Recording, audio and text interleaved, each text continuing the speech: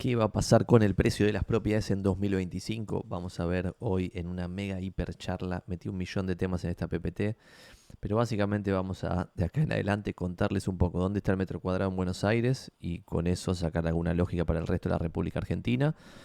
¿Qué puede llegar a pasar en el futuro? No tengo la bola de cristal, en realidad sí, la tengo acá, la bola de cristal, pero no sabemos lo que va a pasar en el futuro, pero podemos ver lo que está pasando ahora con la demanda, con la oferta, con el costo de construcción, qué está pasando con el crédito hipotecario, qué líneas hay, qué pasa con las tasas de los créditos hipotecarios y por qué algunas cosas que muchos inmobiliarios, colegas míos, dicen son un bullshit total, como por ejemplo esto de que el ladrillo siempre sube, mentira, a veces baja. Después de la plata dulce, el metro cuadrado en Buenos Aires bajó 75%, en la crisis del 2002 bajó 50% y en los últimos 6 años bajaron hasta el 2023 50% también, al igual que en la crisis del 2002. Vamos a ver todo eso con data, vamos a agregar un montón de valor. Les voy a mostrar las mejores técnicas de negociación, cómo es el proceso de compra-venta, qué tienen que hacer y no hacer, por qué algunas cosas que hace la mayoría de la gente son pelotudeces totales, como por ejemplo esto de pensar que como comprador te conviene negociar tirando abajo la propiedad, y es como esa es la peor estrategia de negociación que existe. Vamos a contar algunas que pueden llegar a funcionar. Así que vamos a darle a partir de ahora porque si no, no vamos a llegar con los tiempos. ¿Qué va a pasar con las propiedades en 2025? Guía completa para comprar o no, porque tomarán su propia decisión después de la información que les voy a mostrar. Una propiedad en la Ciudad Autónoma de Buenos Aires o en el Gran Buenos Aires. Ya también esto aplica a Rosario, Córdoba, Mar del Plata, grandes ciudades donde se usan los portales inmobiliarios y la dinámica inmobiliaria es muy parecida a la de Buenos Aires. Los consejos que voy a dar funcionan y son básicamente los mismos. Antes de empezar, como siempre, mi coach de oratoria siempre me dice que debo empezar las charlas construyendo autoridad, así que bánquenme 1 minuto o 2 minutos máximo de autobombo y vamos a la data jugosa. Yo soy Santiago Magnin, soy el fundador de deinmobiliarios.com, repito, deinmobiliarios.com, que es la única red inmobiliaria bandera blanca en Latinoamérica, así que quizás alguno de ustedes ha comprado una propiedad con Tomás Ubiña, con Di Blasi, con Malek Propiedades, con Ingenieros Inmobiliarios, con algunos de los que están acá. Son inmobiliarias apalancadas en de inmobiliarios, pero nosotros no somos una inmobiliaria, sino que apalancamos a inmobiliarios. ¿Qué significa esto de apalancar inmobiliarios? Que le damos primero una red de inmobiliarios talentosos donde se puede desarrollar la marca personal. Esto no lo da absolutamente nadie porque en cualquier otra red inmobiliaria entra cualquiera, por lo tanto no estás rodeado de gente talentosa. ¿Qué es talentoso? Es relativo, pero de 3.608 postulantes que tuvimos en de inmobiliarios solamente ingresaron 203, por lo tanto hay un filtro heavy metal que tiende al talento. Le damos procesos, marca personal a todas las propiedades de la cartera de una inmobiliaria, les hacemos amolamiento virtual, plano, tour en 360, video, si se puede volar con dron, fotos profesionales y además le damos el máximo nivel de exposición a los portales inmobiliarios, que básicamente, por ejemplo, en Zona Prop es el Super Destaque Premier, en Mercado Libre es el Oro Premium, whatever. Y acá hay un ejemplo bien concreto, no los voy a aburrir con este pequeño chivo, pero por ejemplo ahora mismo hay 100.599, o hace unos días, 100.000 propiedades en Zona Prop, de las cuales 1.445 tenían plano, video y visita virtual, por lo tanto ya solo con hacer eso, que lo podrían hacer ustedes sin de inmobiliario, pero de inmobiliario te lo da parte de la cartera, ya estás acá. Después de estas 1.445 te vas a 860 que tienen súper destacado y anunciante Premier, que esto ya probablemente solo no lo puedas hacer. Después de estas 860 te vas aquí con amolamiento virtual, de las que se pueden amolar virtualmente. La mayoría no lo tiene, así que quedas en 261 propiedades de 100.599 que tienen las cosas que nosotros le damos a las inmobiliarias. Además, les damos capacitación, información privilegiada y un montón de cosas que están alineadas a un plan de crecimiento y liderazgo posta, donde el que hoy es agente puede pasar mañana corredor, después líder de un equipito y después empresario inmobiliario posta con un equipo como la gente. Además le damos oficina, que es una oficina zarpadísima, que es en la cual estoy ahora, porque en general me ven con este fondo y piensan que estoy en mi casa, pero no, esto es una magia que hicimos con un carpintero para hacer un fondo de YouTube copado. Obviamente los libros son posta, ¿no? La oficina tenemos 8 salas de reunión, sala de capacitación, una terraza zarpadísima, comedor en la terraza y es un lugar copado para trabajar con un montón de gente talentosa e inteligente que les va a empujar hacia adelante. El split de comisiones que tenemos es muchísimo mejor para los mejores y peor para los peores. ¿Qué quiere decir esto? Que somos la única red inmobiliaria que cobramos por captación, $100 por captación y un fee mensual. El fee mensual lo devolvemos contra ventas, es decir, si vos vendés te devuelvo el fee mensual. Por lo tanto, a diferencia de Remax, Keller Williams, Century 21, Coldwell Banker, Kmex y todas las redes, todas las franquicias inmobiliarias que cobran fee de alguna categoría, nosotros devolvemos los fees a los que venden para básicamente cobrárselos solo a los que no venden. Pueden hacer una captura acá con los fees de comisión. Y ahora sí vamos con el contenido de esta charla. ¿Cuánto les robé? Con muy pocos minutos, menos de 2. Bueno, vamos a empezar con aclaraciones y después al contenido. Aclaración número 1, acá no vamos a hablar de política, así que les agradezco si por favor en los comentarios no ponen pelotudeces que no tienen ningún sentido en relación a política. Yo acá atrás en la parte de los libros tengo los libros de Cristina, de Macri, de Vidal y de otros peronistas y no peronistas, y le llamo a ese sector el sector humor de la biblioteca, ¿está bien? Así que no vamos a hablar de política en la parte de los comentarios. Y aclaración número 2, lo que había hasta el año pasado de crédito hipotecario, especialmente para poder después meter el tema del crédito y que quede clara la diferencia, es que no había crédito hipotecario en Argentina hasta el año pasado, ahora sí lo hay. El monto máximo de la línea que tenía el Banco Ciudad, que era uno de los pocos bancos que tenía una página en su web dedicada al crédito hipotecario, te daba hasta 10 millones de pesos, que en ese momento no llegaban ni a $10.000, ¿está bien? Entonces, por lo tanto, en la práctica no había crédito hipotecario. Y cuando vamos a la tercera aclaración antes de empezar, cuando vos ves la cantidad de crédito hipotecado otorgado en millones de dólares actuales, que esto es un grafiquito del 2024, ves que el boom de los créditos UBA del 2017-2018, que empezó a morir el primer trimestre del 2018 en el gobierno de Mauricio Macri, no duró nada, pero era este el comienzo de algo que parecía que iba a ser distinto, no lo fue, y los booms anteriores eran muy, muy poca plata para un país de 40 y pico millones de personas, y también pasaba lo mismo en la Ciudad Autónoma de Buenos Aires, donde había muy pocos créditos para hacer una ciudad de 3 millones con millonada de gente que vive en el conurbano y querría vivir en capital. Entre el 2003 y el 2023, que eso es un periodo de 20 fucking años, de más de 20, 22 años, solo hubo crédito hipotecario por un periodo muy cortito de 2 años, con 9 meses de boom, boom, boom, con mucho, mucho, mucho crédito. ¿Qué generan 20 años sin crédito hipotecario? En el 2002 había 500 villas miserias en el país, barrios populares, barrios vulnerables, llámelo como quieren, y ahora hay 5.700 villas y asentamientos 20 años después, donde viven más de 1 millón de familias y más de 4 millones de personas. Esto en cualquier país con crédito hipotecario no pasa. Es necesario compararse con los países del primer mundo para que haya crédito hipotecario, y tampoco voy a hablar bien de los créditos UBA. Vamos a analizar todo de la forma más objetiva posible. Obviamente endeudarse en UBA en un país inflacionario es un delirio. Endeudarse en UBA en un país sin inflación es razonable. Vamos a ver en qué se convierte Argentina en los próximos años. Argentina hoy tiene más o menos una bola de crédito hipotecario que representa el 0,1% del PBI, 0,15 para ser exactos. En Chile esa cuentita te da 27% y en Estados Unidos la cantidad de crédito hipotecario sobre el PBI es 80% contra 0,1 en Argentina. O sea, si nos convirtiésemos en Chile en 30 años, el mercado de créditos hipotecarios crecería 180x al 18,9% anual, lo cual sería un delirio total y absoluto. Esta era una intro para después, cuando hablemos de los UBAs, que tengamos alguna especie de sentido previo. Pero lo que yo veo, por ejemplo, y por eso pongo lo de la política, es que Argentina está como trastocada en el cerebro de la gente en general, y tenés gente fanática peronista y gente fanática antiperonista, y para los peronistas el UBA es un cáncer, y un crédito UBA es un cáncer, y para los antiperonistas es la gloria que vuelva al crédito hipotecario.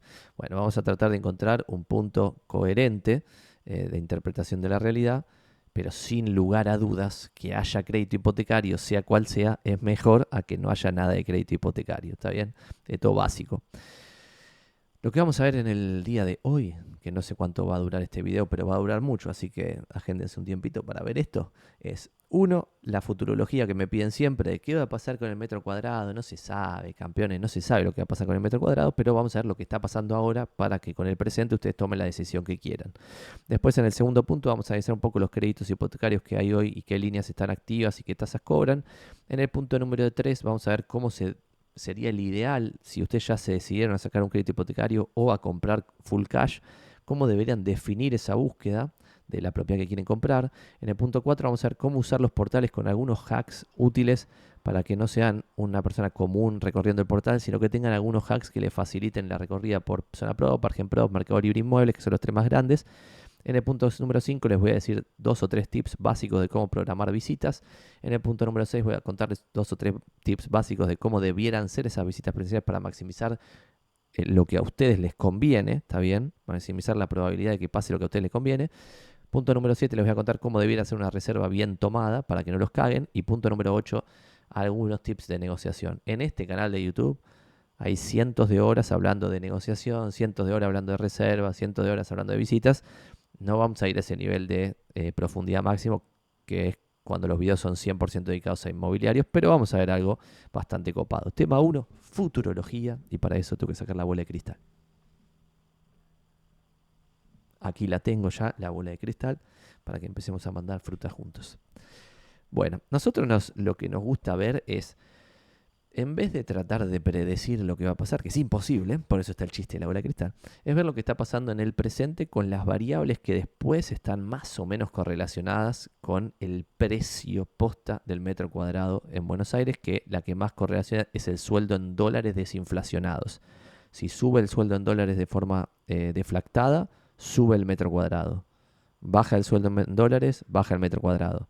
¿Esto estoy diciendo alguna razón por la cual esto pasa? No tengo ni la más pálida idea. Los que son economistas y les gusta elucubrar hipótesis sobre los temas económicos, que en general le pifian, pueden sacar su propia hipótesis y divertirse mandando fruta, pero no se sabe cuál es la razón, no importa, puede haber una tercer cosa detrás que mueva las dos variables exactamente igual, que es lo más probable, pero no importa, el sueldo ustedes lo pueden ver día a día, eso es lo interesante. Hoy es 27 de diciembre del 2024, pueden googlear fácilmente liquidación sueldo empleado de comercio maestranza y se fijan cuánto gana hoy esa persona, se fijan cuánto está el dólar, tienen el sueldo hoy el 27 de diciembre. Eso no tienen el metro cuadrado, yo se lo voy a mostrar, pero no tienen el precio del metro cuadrado hoy. ¿Por qué? Porque ustedes solamente disponen, como clientes finales, de ver, lamentablemente, los valores de lista o valores de publicación, que ahora están un poquito más cerca de los precios de cierre posta, pero históricamente hay un gap ahí, porque hay un montón de la parte que está ofertada, que es basura pura y que no se demanda, en consecuencia no hay ningún precio y no hay referencia de nada. Vamos a ir al semáforo. Esto me quedó mal, lo que quedó desactualizado en la última vez que hice esta presentación en noviembre, me olvidé de cambiar el título. El semáforo inmobiliario en diciembre del 2024 tiene estas 10 cosas que voy a ir una a una repasándolas muy rápidamente, pues tenemos un millón de temas. 1. Oferta.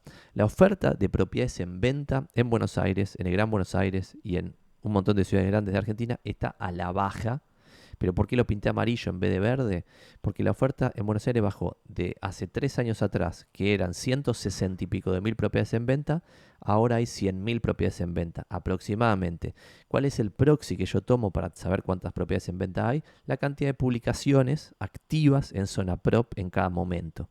¿Esto es el dato de la realidad? No, no es el dato de la realidad. Pero sin embargo, si baja de 160.000, ponele que en ese momento eran 170, 150, porque hay avisos duplicados, vencidos, vendidos. Algunas inmobiliarias no publican en zona prop. En consecuencia, de los dos lados tenés error. Pero no importa, ponele que en vez de 160 era 170 o 150 o lo que sea, estaba por ahí. Ahora vos tenés 100.000 propiedades en venta a través de la medida esta del proxy de los avisos en zona prop. Bueno, hoy tenés 100.000, podrán ser 90, podrán ser 110, pero bajamos de 160 a 100. La baja es muy, muy fuerte. ¿Por qué está en amarillo y no está en verde? Porque 100.000 propiedades en venta igual es un montón. Hoy en la Ciudad Autónoma de Buenos Aires se venden 6.000 propiedades por mes. ¿Está bien? En un cuatrimestre 6, 12, 18, 24 y eso es muy poco, 24.000 ventas entre 100.000 propiedades en venta al día de hoy. Inclusive ahora la mayor parte de la oferta no se va a absorber. En un mercado súper favorable, vos tenés más o menos a la mitad de la oferta absorbiéndose en un cuatrimestre, que es lo que dura una autorización de venta. Cuando lleguemos a ese punto, que estamos yendo, pero hay que ver si no se rompe la macro antes, si no se rompe la macro, vamos a ir ahí y va a ser pura alegría. Bueno, con 50% de la oferta absorbida en un cuatrimestre, que es una autorización de venta, vos tenés la totalidad del poder de negociación del lado de los propietarios vendedores. Hoy lo que pasó durante todo el 2024 es que el poder de negociación cambió. El año pasado, 2023, estaba totalmente del lado de los compradores el poder de negociación y hoy el poder de negociación está mucho más equilibrado. En propiedades lindas, el poder de negociación ya está en los propietarios vendedores. En un 4 ambientes lindo en Recoleta, ya el poder de negociación lo tiene el propietario vendedor. Si está publicado 300, vos querés ofertar 250, el propietario dice 300 o nada, espera 1, 2, lo muestra 10 veces, 15 veces, a la vez número 20ª se vende, chao. El poder de negociación lo tiene el propietario vendedor en productos lindos. En productos detonados, aún hoy están muy equilibradas las fuerzas. Si todo esto que voy a contar ahora se sigue dando en el futuro, vamos a un mercado donde todo el poder de negociación lo va a tener el propietario vendedor. Y ahí va a ser muy importante que ustedes como compradores valoren la velocidad y lo mal publicado que esté un aviso, más que otras cosas. ¿Por qué van a buscar propiedades mal publicadas?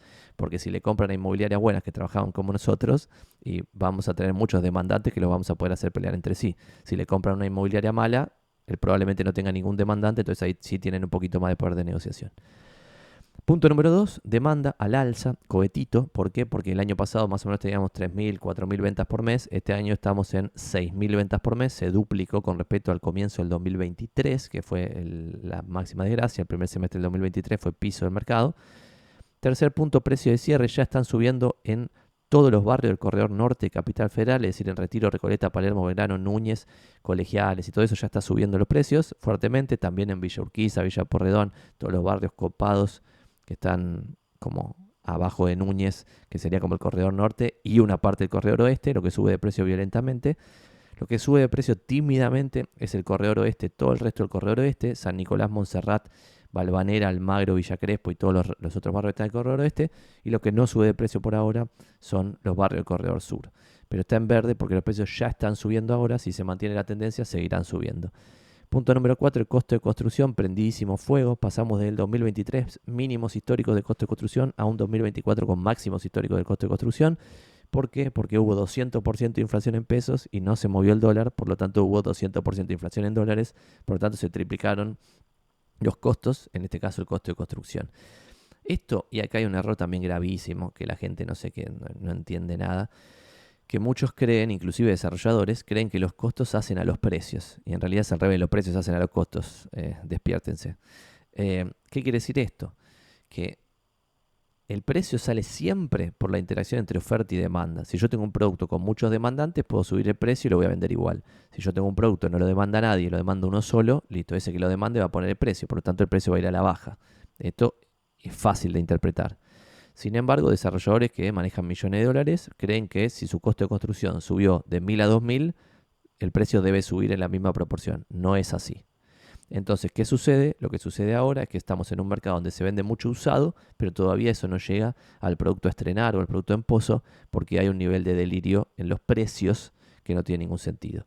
Sin embargo, habiendo dicho lo que acabo de decir, voy a agrandar mi carita para que sea un poco mejor, habiendo dicho lo que acabo de decir, si el costo de construcción sube hoy y los precios no dependen del costo, ponele que vos tenés el precio acá y sube el costo de construcción, ¿qué pasa en el mercado del desarrollo? Se achica el margen, también pues subió el costo y se mantiene acá el precio. El precio está subiendo, pero está subiendo tímidamente. El costo se duplicó o triplicó, depende del tipo de desarrollo. Entonces sube el costo, se achica el margen. ¿Qué pasa? Baja la oferta. Hay menos gente haciendo desarrollos. En general los primeros que salen son los improvisados. El empresario textil que estaba haciendo un 866 ya no lo hace más. No está construyendo más eso. ¿Está bien? Ni se mete más en nuevos desarrollos. ¿Por qué? Porque se achicó el margen, ya no le interesa tanto. Entonces, ¿qué pasa? Al achicarse la oferta futura, a igualdad de demanda, se achica la oferta, suben los precios. Entonces, a mediano plazo, y si no lo entendieron, vuelven para atrás lo que acabo de decir, pero al tender a subir los precios en el futuro, porque ahora se está achicando la oferta, en consecuencia, al mediano plazo sí el costo de construcción influye sobre el precio. Pero influye sobre el precio de esta forma que les acabo de decir. Influye dentro de 2-3 años porque hoy se está construyendo menos porque el costo de construcción subió mucho. Entonces emprendimientos pedorros que antes tenían un margen muy bueno, ahora no lo tienen. Los emprendimientos buenos siguen ganando guita a lo loco, pero el que era empresario textil y se puso a desarrollar un 866 de todo monoambiente con una ventana, ese está medio al horno. ¿Está bien? Entonces el costo de construcción en verdecito porque va a impactar a mediano plazo en suba de precios. Por otro lado, sueldos en dólares. Ya lo dijimos, le voy a mostrar ahora algunos datos. Volando por los aires, subieron mucho los sueldos en dólares, la inflación también, por lo tanto en poder de compra subió un poquitito el sueldo de la clase media, muy poquito, y los últimos meses hasta ahora venían perdiendo contra la inflación. Ahora el sueldo sube levemente por arriba de la inflación, pero muy leve, es básicamente lo mismo todo el último año. Pero sin embargo, si todo subió en dólares, listo, sube los sueldos en dólares, sube los precios de las propiedades. Por otro lado está en verde el crédito hipotecario, subiendo a lo loco, lo vamos a ver. Subió tanto que lo que pasó el último mes, en noviembre, y ahora en diciembre se mantiene, los bancos empezaron a subir las tasas para bajar el interés de la clase media en tomar créditos hipotecarios. Y ya hay líneas que están con tasas muy violentas, porque una tasa del 10% en UVA es violentísimo, no tiene ningún sentido, y el riesgo es altísimo, y está complicado tomar un crédito a esa tasa. Al 5% yo te diría, está buenísimo. ¿Por qué? Pues estás comprando en precios súper bajos, endeudándote a una tasa que no es delirante, pero sin embargo, si la inflación sigue siendo delirante o baja el dólar y hay inflación en pesos, obviamente el riesgo es altísimo. Después está en amarillito el tema de renta, porque va con esto de las inversiones libres de riesgo. Si el mundo fuese racional, un departamento en Buenos Aires debiera tener una renta superior a lo que rinde un bono del Tesoro estadounidense, que es una inversión libre de riesgo para el mundo. ¿Está bien? Hoy esos bonos, esos treasuries, pagan 4,5% anual y un departamento en Buenos Aires, la renta promedio de toda la ciudad es también 4,5%. Está en amarillo y no está en rojo, renta e inversiones libres de riesgo, porque esto hasta el año pasado y los años anteriores era inferior a lo que pagaba un bono del Tesoro. Inclusive en un momento que los bonos del Tesoro pagaban 2 y pico por ciento, las propiedades rendían menos que eso, lo cual era demencial. Pero ahí también porque los precios de las propiedades estaban muy altos y ya el salario de la clase media se había destruido en 1000 pedazos, entonces el alquiler que podía pagar la clase media era mucho, mucho más bajo. Y encima habían puesto la ley de alquileres, generó todo un recontriperquilombo de oferta y demanda en el mercado, que después lo vamos a ver. Pero bueno, long story short, 4,5% un treasury y 4,5% un departamento en Buenos Aires no tiene sentido. Esto sería una razón por la cual el metro cuadrado debiera bajar y no subir. Después, real estate en el mundo, Buenos Aires está barato en términos internacionales y acciones locales volando por los aires. ¿Por qué lo pongo acá también? Porque cuando las acciones locales que cotizan en el Merval suben 400%, después sube el metro cuadrado. ¿Quiere decir que esto va a pasar ahora? Es lo que está pasando. Yo ya lo decía el año pasado, es lo que está pasando. ¿Es lo que va a pasar en el futuro? No se sabe. Por ejemplo, invirtiendo, que no viene al caso de este video, pero ya saben que en estos videos hacemos muchas veces videos de inversión, invirtiendo en una cartera diversificada de bonos del mundo, uno nunca se fumaba una baja de más del 10% estando diversificado en un año entero. Eso no había pasado nunca jamás. Hasta que pasó, creo que en el 2022, cuando empezaron a subir las tasas, el Tesoro estadounidense empezó a subir las tasas de los bonos libres de riesgo.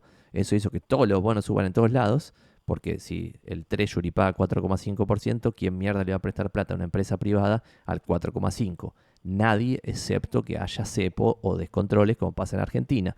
Porque también acá hay cosas muy raras, donde vos tenés empresas que cotizan en el Merval sacando obligaciones negociables al 4 o 5% y alguien comprándolas. Y es como, ¿pero quién carajo compra esto? Y lo compra el que no puede hacer nada con la plata, pues no le dejan comprar dólares y no le dejan sacar la guita del país. ¿Está bien? Entonces, como hay cepo y prohibiciones, todavía al día de hoy, dado eso, hace que algunos activos tengan cotizaciones que no tienen sentido lógico, que puede ser también parte de lo que pase con los departamentos, desconozco. Haciendo el resumen del semáforo, si no fuese porque la oferta está en 100.000, si la oferta estuviese en 70.000 y si un departamento en Buenos Aires rindiese 7% en vez de 4,5%, ahí tendríamos todas las variables a favor para que el metro cuadrado continúe su ciclo alcista. Hoy tenemos tres variables que patean en contra, que son renta y, o sea, la renta es baja, porque 4,5 es poco para el mundo en el que estamos. Que una inversión libre de riesgo garpe lo mismo que un departamento en renta no tiene sentido. Y por otro lado, la oferta, a pesar de que bajó de 160.000 a 100.000, sigue siendo mucho 100.000.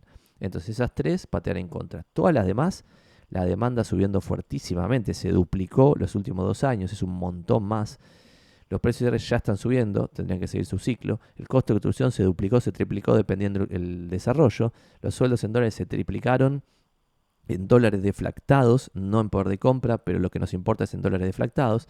El crédito hipotecario pasó de no haber absolutamente nada a 1.000 por mes en la Ciudad Autónoma de Buenos Aires. Cada operación con crédito hipotecario genera de 2 a 3 operaciones extra por operaciones encadenadas. Es decir, si un banco da 100 lucardas, esas 100 después se usan para comprar un departamento de 120 y esas para comprar uno de 160 y esas para comprar una casa de 250.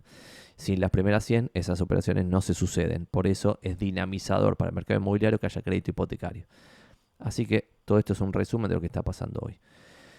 Si nos vamos, y voy a mover mi cara para otro lado, para mover un poco el contexto histórico, porque también es interesante para quien está medio en pampa y la vida en cuanto a este negocio, ver un poco esto. Pueden ver acá la evolución del metro cuadrado deflactado, que en general los inmobiliarios mienten mostrando un gráfico que va para arriba siempre, porque si yo esto no lo ajusto por inflación, me da un gráfico que va para arriba siempre, obviamente. Pero lo que está diciendo un gráfico que va para arriba siempre es que el dólar pierde valor, no que las propiedades suben de precio en términos reales. En términos reales, la última baja de los últimos 6 años de baja fue una baja del 37% en términos nominales y del 50% en términos reales. El mismo nivel de desgracia que en la crisis del 2002 y no llegó al nivel de desgracia posterior a la suba descontrolada que se había vivido en la Plata Dulce, donde acá el metro cuadrado bajó 75% creo que en 3 años, lo cual es demencial, pero fíjense que el metro cuadrado tiende a una media de 2.200, algo así, dólares de hoy en el long term. Y el dato de color que está acá arriba a la derecha es el metro cuadrado medido en onzas de oro. En el 2023, el año pasado, nunca había estado más barato el metro cuadrado que el año pasado en onzas de oro, en toda la historia. Ni en la crisis del 2002, ni en la hiperinflación de Alfonsín, ni después de la plata dulce con los milicos. En ningún momento que el metro cuadrado estuvo barato, estuvo más barato que el año pasado. ¿Está bien? En oro. En dólares sí había habido momentos más baratos, en la hiperinflación, después de la plata dulce, en la crisis del 2002. ¿Está bien? Pero la baja del 2018 al 2023 fue el 50% en términos reales. Una propiedad que en valores actualizados estaba a 200 lucas, si fue una propiedad promedio, pasó a valer 100. ¿Está bien? Esto es demencial. Y ahora, Santi, ¿qué acá pasa? Ahora voy a mostrar el metro cuadrado. Pero antes de irme al metro cuadrado, voy a mostrar lo que pasa con el salario. Y esto es lo que yo les decía de que se puede medir día a día, ¿no? Nosotros, lo que medimos día a día es el salario de un maestranza empleado de comercio. Y este es un grafiquito de los últimos 7 años. Esto no está deflactado. Es día a día, nominalmente, cuánto ganaba un maestranza sin antigüedad ni premios en empleado de comercio. El 23 de octubre del 2020, este empleado ganó en el mes $215. No es hoy, porque es una captura de hace un par de días. Pero hace un par de días ese sueldo está en $708. ¿Está bien? Si yo comparo $708 contra el mínimo del 2020, llego a que más que se triplicó el salario en dólares. Y esto es nominales, ¿eh? Ni siquiera lo ajusté por inflación. ¿Por qué? Porque acá, tipo, en los últimos años no hubo tanta inflación y sin embargo se triplicó en nominal. El promedio de estos 7 años es $447 este ingreso de esta persona concreta. Y el máximo se tocó en abril del 2018, acá en este mini cosito, que fue 874. Fíjense que si yo saco este cosito acá de 2 semanas y lo comparo contra este punto acá, que acá el dólar estaba a 1050, ahora que subió a 1200, 1100 y pico, bajó un poquito en dólares verdaderos el salario de esta persona, pero fíjense, ya estábamos, sorprendentemente, en un solo año, el salario subió al mismo nivel que el primer trimestre del 2018, que fue el máximo de los últimos 20 años más o menos. Entonces estamos solamente ahora 19% abajo de abril del 2018. ¿Qué pasó con esto? Lo que era obvio que iba a pasar. Acá estoy tomando data que muevo mi cara. Ahí está el chivo. Esta es mi competencia RIMAX. Este es el índice metro cuadrado real de RIMAX. ¿Por qué muestro el de ellos y no el nuestro? Porque ellos tienen miles de transacciones y el dato es mucho más relevante. Lo único que hice yo para actualizar esto fue, porque 2 o 3 datos de color. Ellos muestran mes a mes cuánto valen las propiedades que venden ellos. ¿Está bien? Y hacen una data con reporte inmobiliario con la UCEMA. Entonces lo que yo hice fue mostrar, por un lado, el metro que muestran ellos, que la línea está gris. Entonces uno puede ver, de 2.250 pasó a 1.750 el metro, no fue tan grave. Relativo, porque cuando vos lo ajustás por inflación en dólares, el 2.250 de principios, que el 2020 creo que empezó este gráfico, bueno, se te convierte casi en 2.700, más o menos 2.700. De 2.700 a 1.700 es una baja considerable. ¿Está bien? Según este índice. Y entonces el segundo trabajo que hice fue la liñita naranja. Y el tercer trabajo es tomar un promedio móvil de los últimos 6 meses para que no sea un descontrol. Porque acá quizá vendieron 2 lotes y el promedio le dio más arriba. A pesar de que son miles de transacciones, quizá tenés transacciones muy muy grandes y te cambia el número.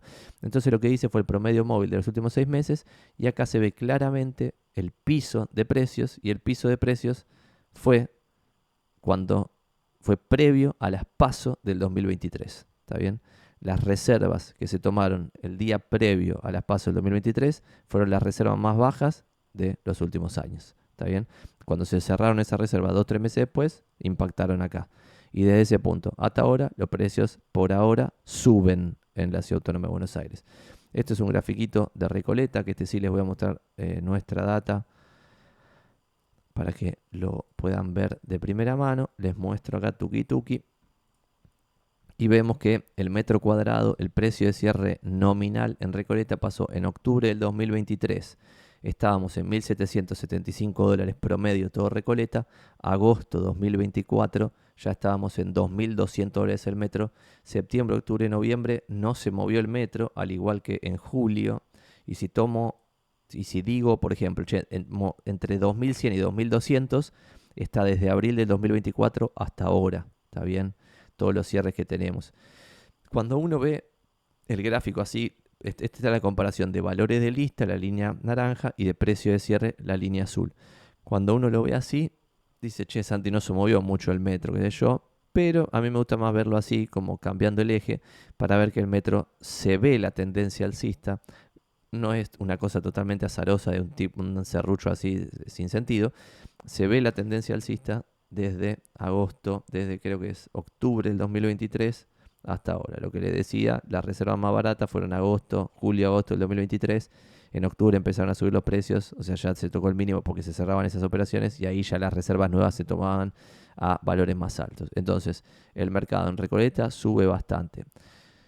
Otro fenómeno interesante es el delta. Voy a mover mi cara de vuelta, perdón, porque estoy otra vez tapando cosas. Es el delta entre los valores de lista promedio y los precios de cierre promedio, ¿está bien? Cuando se alcanzó por ejemplo, acá, no, enero del 2022 tenías 28% de diferencia en Recoleta entre el promedio de lo publicado y el promedio de lo vendido. Bestial, bestial, bestial. Llegaste a 29% de diferencia en agosto del 2023 y en octubre del 2023. Y eso cambió y en agosto del 2024, que tocaste el máximo de 2.200 promedio, estábamos en 16% de diferencia entre el promedio de lo publicado y el promedio de lo vendido. Acá la pregunta es, para el que no entiende nada o para el que no está en el rubro, es, che, Santi, pero entonces quiere decir que una propiedad de 100.000, voy a oferta 84 y la compro. No, capos. Quiere decir que de lo que se vende a promedio en noviembre 2.150. Y lo publicado en Recoleta, el promedio es 2.665. ¿Está bien? Gran parte de lo publicado no se vende. La negociación promedio ya volvió a valores históricos que ronda el 5%. Es decir, lo publicado en 100 se vende en 95 en promedio. Promedio. Y lo importante para saber cuánto tenés que negociar en una propiedad no es a cuánto está publicada la propiedad, sino cuánto vale de verdad la propiedad. Y ese cuánto vale de verdad la propiedad lo tienen que sacar empezando de un promedio. Por ejemplo, en Recoleta, este promedio de $2.150 el metro representa a la zona que está alrededor de Avenida Santa Fe. Representa a Santa Fe, Arenales y todas las que cruzan en ese cuadrante. ¿Está bien? A más o menos 2.100, 2.200. Eso es lo que se está cerrando hoy. Entonces, si yo te digo que el promedio de negociación es 5% y el promedio de precio de cierre es 250, haces 250 dividido 0,95 y te da que probablemente vayas a ver una propiedad promedio a 2.263 de lista y que pueda cerrar a 2.150 de cierre. ¿Qué significa promedio? Cuarto piso, al frente, orientación este u oeste, ni norte que es mejor, ni sur que es peor, en un edificio medio pelardi, ni muy bueno ni muy malo, con, no sé, depende de la cantidad de metros, pero si tiene, no sé, 100 metros, que sea semipiso, ni que sea piso que valdría más caro, ni que sea un departamento en un piso de 8 unidades. Bueno, si es promedio en todo, vas a estar más o menos en esto. Si estás sobre Avenida Santa Fe, vas a estar más o menos en esto. Si estás sobre Arenales, vas a estar más o menos en esto. Si estás por arriba, tiene que ser un edificio mejor que el promedio, si no te están cagando. Si estás por debajo, no necesariamente estás comprando barato, porque puede ser una unidad mucho peor que el promedio. Por ejemplo, yo una de las primeras propiedades que compré a título personal era una planta baja lateral en Junín, entre Tucumán y Viamonte, en el glorioso barrio Balvanera. La compramos pensando que era barata y en realidad tenía un precio menor porque era mucho peor al promedio de lo que estaba publicado en el barrio, porque era planta baja, lateral, con mala circulación de aire, sin luz natural, detonado, con 1.000.000 de unidades funcionales el edificio. Bueno, entonces era lo que valía. ¿Está Esto lo vamos a ver igual cómo se tasa para que tengan una idea y no estén en papelabía al momento de ir a ver propiedades. Continuamos y acá hay algo interesante que hice hace un par de días. Si yo tomo, o sea, hay algo que no sé, en bolsa sería ilegal, pero que en el mercado inmobiliario es legal, y es ver, por ejemplo, lo que está reservado. Ustedes lo pueden ver en internet, se meten en algún sitio que tenga muchas propiedades y pueden ver que las propiedades dicen reservada, reservada, reservada. Listo, las que están reservadas quiere decir que el valor de lista representa a lo que se vende, ¿está bien? Entonces, si yo tomaba las reservas de hace una semana atrás, tenía que el precio, el valor de lista promedio de lo reservado en Recoleta me daba $2.450 el metro, suponiendo el 5% de negociación, que es lo que tenemos ahora y que estimo que va a ser lo mismo que se cierren estas reservas, porque por la ley de los números grandes. Bueno, cierro en 2.350 el precio de cierre. Por lo tanto, viendo el futuro, como tengo acá la foto de Volver al Futuro, puedo decir que en los próximos 2 o 3 meses, y esto sí lo puedo decir con la bola de cristal, en los próximos 2 o 3 meses van a seguir subiendo los precios de las propiedades en Recoleta. Si mañana se destruye en 1000 pedazos la macro y empieza, no sé, el dólar se va a 4000, como decía Larreta, o lo que sea, o cualquier desgracia se sucede, bueno, ahí no sé qué va a pasar. Pero en los próximos 2 o 3 meses, cuando se cierren estas reservas se van a cerrar a precios de cierre más altos de los que tenemos en los últimos números de la base, excepto que pasa algo súper insólito, que no va a pasar porque como tengo muchas reservas, listo, ya está, sé lo que va a pasar. Entonces en 3 meses van a seguir subiendo los precios. Y acá entra este intríngulis de, es el final de esta parte de futurología, que acá yo decía, che, todo bien, pero bueno, los precios de cierre van a seguir subiendo, no sé qué, bla, bla. Pero si sube los precios de cierre y no sube la renta de las propiedades, ¿esto hasta cuánto va a durar? Porque es lo que ya pasó varias veces en el futuro. Y ahí el análisis que ustedes pueden hacer en cada momento, que te lo hice yo ahora, pero háganlo ustedes en cada momento, es comparar la renta de un Treasury a 30 años, que pueden googlear tipo Treasury Yields y llegan a esto, 4,59% cuando hice esta captura. Después se pueden fijar en el reporte inmobiliario que tiene estos gráficos que muestran acá que ahora la renta está en 4,5%, pero que estuvo antes de la crisis del 2001-2002 en 10%. Fíjense acá, más o menos estaba 5% en estos años, pero en la 90 en la convertibilidad estaba más o menos 9%. Y antes de la convertibilidad estaba en 10, 11, 12, 10, 11, 12, 10, 11, 12, rebotaba ahí tuki, tuki, tuki, acá un mínimo de 7, acá también un mínimo de 7, 6, 7, 6. Bueno, estas nuevas realidades de rentas paupérrimas, donde el mínimo fue el 2020, que no llegaba ni al 2% la renta de un departamento bruta, después tenés gastos encima, o sea que la renta ahí era negativa. Bueno, si le sacamos esta excepción de esta B, podemos pensar que esto debiera tender a una línea acá en el 5%, pero es muy choto si los treasuries están en 5%. O sea que para mí no es sustentable una renta así de pedorra. Hay que ver qué pasa, ¿no? Veremos. Resumen, lo pueden ver y pueden continuar esta parte de la investigación en los informes que nosotros publicamos. Este es el último, está en deinmobiliarios.com/informe, gratuito, se lo bajan y pueden investigar un poco más. Recoleta ya subió 23,9%, Villa Urquiza 17,7%. Esto es un corte trimestral, ¿está bien? En julio-septiembre de 2024 versus julio-septiembre de 2023. Almagro y Villa Crespo y los barrios del Corredor Oeste, Almagro 12 arriba, Villa Crespo 10 arriba, más o menos ahí, 10% puede ser medio de pedo. Balvanera 6% arriba, Flores 8% arriba. Esto es como casi que no se considera suba, porque no podés poner una nota en un diario diciendo, che, subieron el precio de propiedad y subieron 2,5%. Eso es totalmente azar. Suba es lo que está pasando en Recoleta, en Villa Urquiza y en todos los barrios del Corredor Norte y, como les decía, algunos barrios del Corredor Oeste, hasta Villa Devoto, sería Devoto, Pueyrredón, Villa Urquiza, Saavedra, Coglan, todo este pedazo también está subiendo a estos niveles de aproximadamente el 20% interanual en dólares, que de vuelta, haciendo futurología, que no se puede saber lo que va a pasar, yo diría que si las acciones subieron 400%, algunas subieron 1000%, los sueldos subieron al triple en dólares, y tengo otras variables que me dirían que pareciera ser que esta tendencia se mantiene, bueno, yo ya me apuré, en el 2023 compré todo lo que pude comprar, lo dije en este canal, me boludeaban todos y me decían que era un pelotudo, y está todo bien, hagan lo que quieran, les llevo a mostrar los precios que pagué el año pasado, se pegan 3 corchazos. Curiosidad número 1, el costo de construcción, ya se lo dije, pasamos de mínimos históricos a máximos históricos, una cosa de locos. Crédito hipotecario, guarda, nosotros esto también es un análisis que sale del informe nuestro, está rebotando el crédito, lo cual es una gran noticia, pero tampoco nos comemos un sapo de que esto ya estamos en la gloria, porque estábamos en Zimbabue, ¿no? O sea, entonces salir del cero absoluto y rebotar en este rebotín, bueno, este rebotín, si yo le hago un mega zoom, me da este gráfico, pero cuando lo veo en perspectiva de los últimos 20 años, y veo que no es nada, que estamos muy verdes todavía. Está recién empezando esto, entonces guarda, porque acá tampoco hay demasiado para engolosinarse. ¿Está bien? Esto es el primer tema. Voy a tomar un poquito de tecito y vamos a ir con el segundo tema, que son los uvas. Y voy a tener que apurarme, pues si le metemos 40 minutos por tema, vamos a estar 5 horas.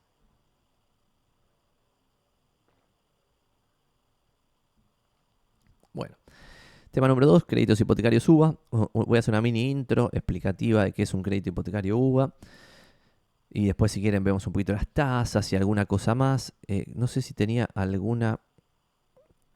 A ver si les puedo mostrar alguna cosa más. No, lo de empleado de comercio ya lo vimos. Lo del metro cuadrado, la evolución ya la vimos. Bueno, les voy a mostrar esto antes de pasar a este tema. Perdón que vuelvo un paso atrás. Gastamos 40 minutos, pero voy a seguir gastando más. Y es que ustedes podrían hacer un Excel como este que les muestro acá, que es uno que hice yo. Le pueden hacer una capturita donde ven que en 1977 lo que les decía de en 1977 el metro cuadrado en Buenos Aires estaba a $310 el metro. Por lo tanto, quizás se cruzan con alguna persona que vendió su casa en el 77 y les dice, ¿pero qué me vas a decir que no sube el metro si yo vendí 100 metros a $32.000 y ahora vendí lo mismo a 300 no sé qué mil? Y es como, pero campeón, el dólar de 1977 compraba muchas más cosas que el dólar de hoy. Se fue depreciando la moneda. La inflación carcomió el poder adquisitivo de esa moneda. Por lo tanto, $320 de 1977, como ven acá, son 1680 de cuando hice el corte este, que no sé en qué momento lo había hecho. En el año que se tocó el pico máximo de precios de toda la historia, inclusive hasta ahora, fue en 1981 con el metro cuadrado a $1.300 el metro y fíjense que venía de subas violentas, ¿no? 28% de suba en el 78, 22% de suba en el 79, 80% de suba en el 80, 44% de suba sobre lo que ya había subido en el 81 y esta película obviamente terminaba mal, ¿no? Era obvio, más allá del proceso político, el proceso económico también era catastrófico y terminó que ese precio real de $4.588 el metro de 1981 pasó a 860 del 82, con una baja del 33% el primer año, que son $2.800 más o menos ahora, hace unos meses, y en el 83 otro 51% de baja y terminó en 1.319 de ahora. En el 84 siguió bajando a 1.205 de ahora y en el 85 siguió bajando a 1.100 de ahora. Está bien, si yo sigo y me voy acá a la crisis del 2002, veo que en el 2002 se llegó a $600 el metro, pero que son 1.040 de ahora. Entonces ese 1.040 estaba muy cerca de 1989, de 1065, fíjense ahí, ¿no?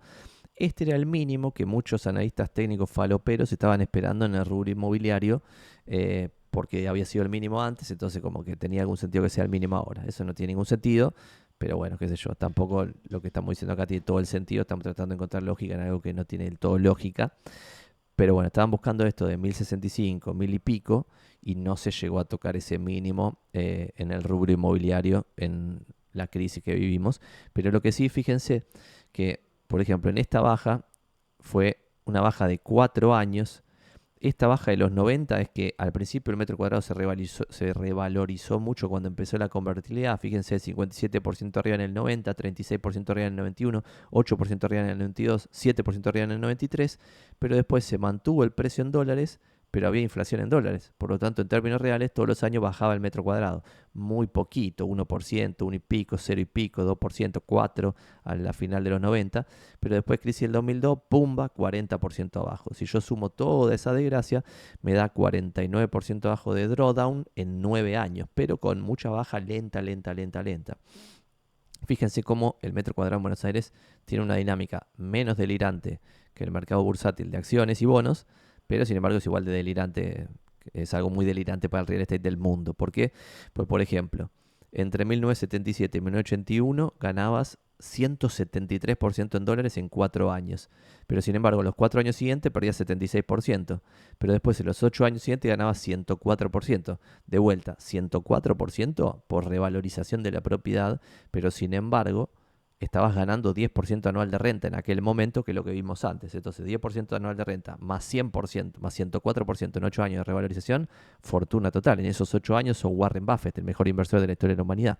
¿Pero por qué pasa esto? Porque en general nadie hace el timing suficiente como para acá en el año 93 vender todo su real estate e irse a otro bien. Se fuma esta baja fulminante y se fuma los 9 años de la desgracia, 49% abajo, y así continúa, por ejemplo, en 15 años. Entre la salida de la crisis del 2001 y el primer trimestre del 2018, la suba fue en 15 años del 236%, la suba más grande registrada del real estate del metro cuadrado en Buenos Aires, lo cual es impresionante. Entonces, volviendo a esto, UVA es unidad de valor adquisitivo, esa es la definición de lo que significa, y importante definir un par de cositas, y ahora vamos a qué significa un crédito UVA. Una UVA representa el costo de construcción de un milésimo de metro cuadrado de vivienda, y ese valor, el valor inicial se fijó en marzo del 2016, porque en abril del 2016 se lanzaron los créditos UVA, y se puso en 14,053 pesos por uva. ¿Está bien? Y este número fue el que fue ajustando, pero siempre representa una milésima parte de un metro cuadrado de vivienda, una uva. ¿Está bien? 1000 uvas son un metro cuadrado de vivienda de costo de construcción. ¿Ok? Hasta ahí vamos.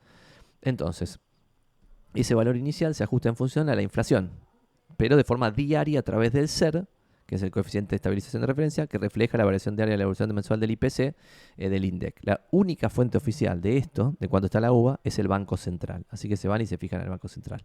Los créditos, estos que se están dando ahora, los créditos hipotecarios que se están dando ahora, se toman en uva y se devuelven en uva. La deuda no es en dólares, la deuda no es en pesos y lo que se paga en pesos es el equivalente a uvas mes a mes, pero la uva es la moneda del crédito, no es la tasa de interés del crédito. Esto es demencial, pero por ejemplo, los bancos están haciendo publicidad, ahora ya no hacen más publicidad porque como tienen muchos demandantes, al contrario, frenaron la publicidad y subieron la tasa, los guachines.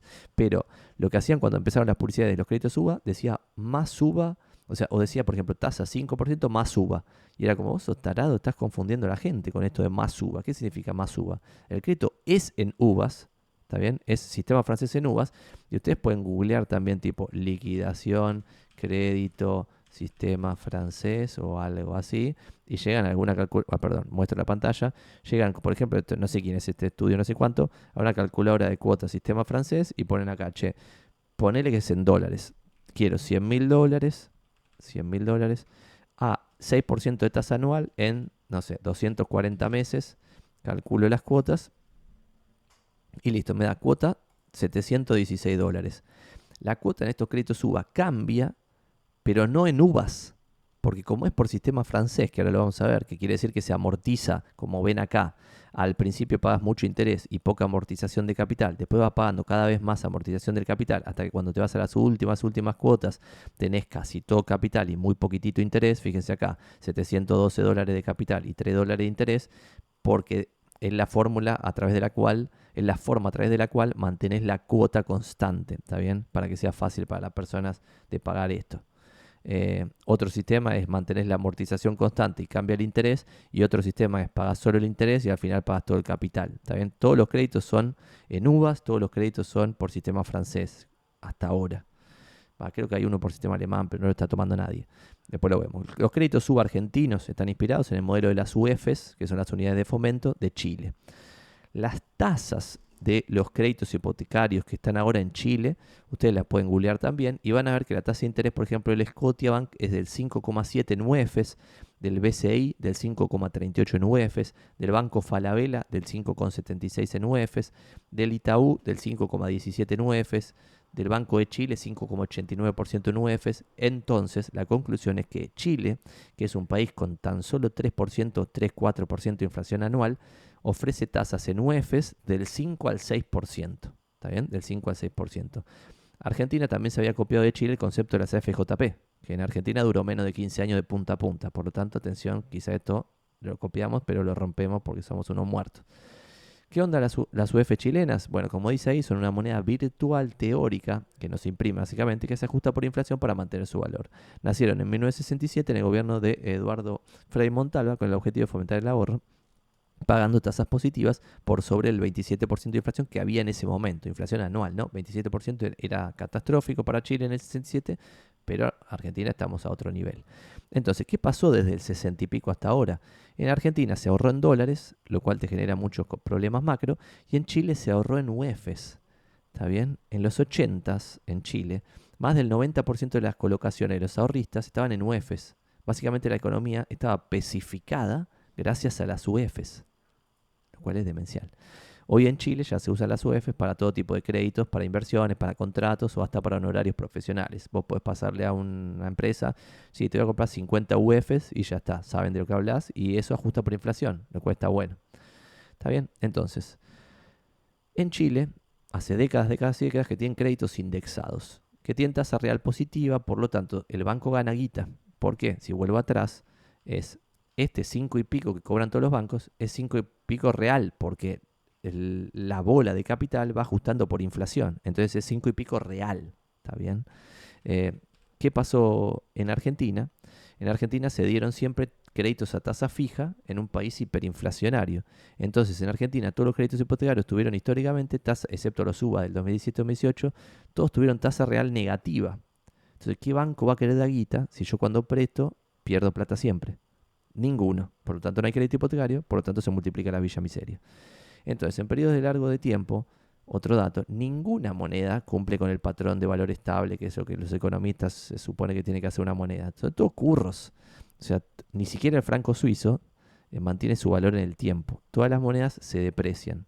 ¿Está bien? Pero nadie se deprecia o ninguna moneda se deprecia tanto como en Argentina. ¿Y por qué los argentinos le tenemos miedo particularmente a la indexación? Mi hipótesis es por la circular 1050 del Banco Central de 1981, que lo que hizo esa circular fue ajustar las deudas por la tasa de interés vigente en el mercado. Y esa tasa de interés vigente en el mercado subió muy por encima de lo que pasaba con los salarios. Entonces mucha gente no solo perdió su casa, sino que quedaron endeudados porque ni vendiendo la casa cancelaban los compromisos asumidos con los bancos. ¿Se entiende esto? Esto fue demencial. Fue como, vos me estás cargando. Es como, pero esto es por quilombos macro. ¿Está bien? Entonces, la circular 1050 del Banco Central de 1981 fue lo que generó la mayor baja de precio de la historia de las propiedades porteñas, 75,6% en términos reales, entre el 81 y el 86. ¿Está bien? Esto yo no lo viví, tengo 37 años, no lo viví. ¿Está bien? No estaba vivo cuando esto se sucedió. Entonces, ¿por qué esto afecta cuando el 80% de los que vivimos en Argentina no vivimos esto? Porque se va trasladando este miedo razonable porque tu abuelo, tu tío, quien sea, perdió la casa por completo y encima quedó endeudado. Totalmente demencial. Tiene sentido el miedo total a los créditos indexados. Y acá vamos a 2 o 3 puntos. Cuando yo hice los primeros videos de los créditos UBA, que se lanzaron en abril del 2024, justamente coincidió abril 2024 contra abril 2016, las tasas que había algunas líneas al 4,7% de costo financiero total. Entonces yo había hecho videos diciendo, che, esto no se va a mantener. ¿Por qué? Porque si en Chile, que es un país serio, lo vemos acá, tenés tasa del 5,7, 5,8, 5 no sé cuánto, Argentina es un país muy poco serio y tiene tasa de 4 y pico más bajas que Chile, que estamos dementes. Bueno, por un lado, porque al no bajar la inflación, te presto en uvas. La uva se va al recarajo, porque hay inflación en pesos. El dólar no se va al recarajo. Listo, yo que presté la guita gano un montón de plata. A pesar de que la tasa sea una mierda y que no tenga sentido racional. Pero ahora estamos de vuelta en otro panorama, que es, si en el 2025 hay una inflación súper razonable y esa inflación razonable se ve aparejada con una devaluación razonable, ahí tendría sentido endeudarse al 4 y pico en uvas. No lo sé. Pero lo que sí sé es que no tiene sentido endeudarse en uvas al 11,8, que es algunas tasas que hay. Hay una web que se llama tasatasa.com, que no me pagan por el chivo, que tiene información que está buena. Hace poco los diarios empezaron a titular cosas así como, che, la decisión inesperada de los bancos que podría limitar el acceso. Y si agarro esa info de tasa a tasa que les tiré el chivo antes para después robarles las info, es, por un lado, la tasa efectiva anual de, por ejemplo, el Banco Galicia subió del 5,6 al 7,2 para primera vivienda y del 5,6 al 7,2 también para segunda vivienda o adicional, y la misma para refacción o mejora. Y otras también fueron violentas, por ejemplo, el Santander del 5,6 al 7,2, es lo mismo que el Galicia, pareciera gracioso que tenga la misma tasa hasta en el decimal. El Macro subió del 5,6 al 6,5, pero acá hay algo interesante, que cuando uno analiza el costo financiero total, ve que el costo financiero total del Galicia es 10,25 y para segunda vivienda 11,81, paremos un poco. Después uno ve que, por ejemplo, el Santander, el costo financiero total es 7,47, pero que se mantienen algunas líneas razonables, como el Nación, 4,7 de tasa, el Ciudad, 5% de tasa, y el Macro, el mejor privado, 6,6% de tasa para primera vivienda. Entonces, haciendo unos ejemplitos para que tengan algo para ustedes pensarlo en su propia casa, si esto les conviene o no les conviene, no les voy a dar consejo de inversión, no le pregunten a su peluquero si necesitan un corte de pelo, yo soy inmobiliario, no me deberán escuchar si les conviene o no comprar una propiedad, pero les voy a dar 2 o 3 ejemplos. Si ustedes necesitan, por ejemplo, ahora, no sé, comprar una propiedad de $100.000 y ponen ustedes 30 y el Galicia les presta 70 a 20 años, la cuota, la primera, va a ser de $687. El Galicia tiene una relación cuota-ingreso de 25% y esos $687 que vas a tener que devolver de cuota requieren un ingreso, un sueldo de $2.748 netos, que al último dólar que yo tomé eran 3 palos 200. ¿Está bien? Entonces, para entrar en Galicia necesitas ganar 3 palos 200 para que tengas estas 70 lucardas. De vuelta, esto no es en dólares, lo hago en dólares para que sea más fácil la interpretación, pero es en uvas. Ejemplo 2, para comprar la misma propiedad, el macro te presta las 70 lucas a 20 años a un costo financiero total del 6,66 en vez del 10,25. No me paga ni el macro ni ninguna de las cosas que les estoy hablando bien. 20 años, primer cuota, $528. Esos $528, la relación cuota-ingreso del macro es 30, no 25. Por lo tanto, necesitas un ingreso de $1.760 netos. Por lo tanto, ganando 2 palos netos, puedes entrar en una propiedad de 100 lucardas en el banco macro, a diferencia del Galicia que necesita ganar 3 palos 200. ¿Está bien? Esto lo pueden hacer ustedes solos, ya vimos lo de los sueldos. Algo interesante también para terminar esto de los UVAs y de qué va a pasar con el precio de propiedades y de yo, porque acá hay algo interesante. Como voy a dejar de compartir pantalla para que no se confunda con el gráfico, y es, por un lado vos tendrías que preocuparte por tu propia predicción, sacando tu propia bola de cristal de, che, ¿qué va a pasar de acá en adelante con la inflación? Si la inflación va a estar desaforada como estuvo en los últimos años, no tendría sentido endeudarte en uvas. ¿No tendría sentido? Depende. ¿Porque de qué depende? De lo que pase con el tipo de cambio, que no necesariamente es lo mismo que pasa con la inflación o deflación o baja de la inflación o lo que sea que termine pasando el año que viene. Tipo de cambio. Y por otro lado, precio de las propiedades. Y por otro lado, si querés, el nivel de seguridad de tu propio ingreso y de cuánto está especificado tu ingreso. Por ejemplo, yo tengo un negocio, una red inmobiliaria, que cobramos en dólares y tenemos costos especificados. Bueno, yo no soy el sujeto ideal para este tipo de crédito. ¿Por qué? Porque mi empresa en el último año que hubo 200% de inflación, en pesos y no hubo devaluación, bueno, se me achicó el margen zarpado. ¿Por qué? Porque ahora tengo todos los costos a el triple en dólares y gano más en dólares, pero no tanto más como para suplir ese descontrol de costo subiendo. En cambio, si vos sos un asalariado que gana en pesos, ya no es tan zarpado y sabés que sos empleable, lo que siempre aclaro es, guarda también porque es como vos tendrías que estar seguro que sos empleable. Es decir, que si mañana perdés el laburo, puedas conseguir otro laburo en un mes, en 2 meses, porque si no lo peor que te puede pasar es que no puedas pagar estos créditos y hayas puesto un montón de guita y después te terminan rematando la propiedad, cosa que tampoco en general sucede, porque los bancos no quieren rematarte la propiedad, quieren que les pagues el crédito.